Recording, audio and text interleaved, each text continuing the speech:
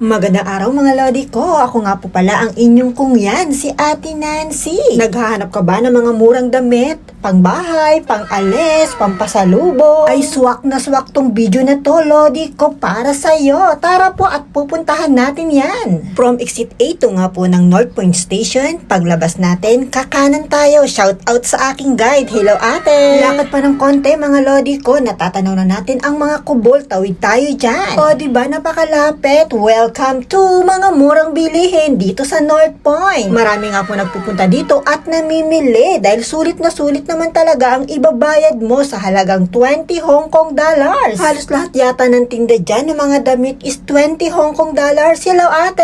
Namimili din naman. Dito lodi ko, ang gaganda ng mga short para kay tatay, sa yung kuya. Hello ate, pili ka lang. Marami nga po sila dyang sizes. At dyan nga po sa gilid-gilid, marami din pwesto na mura, mga accessories, may mga okayan. Talaga namang bubusugin ang ating mga mata. Pera na lang ang kulang. Pati nga po yung mga pantulog, 20 Hong Kong dollars din. Aba, ay san ka pa? Arat na mga lodi ko. Thank you so much for watching.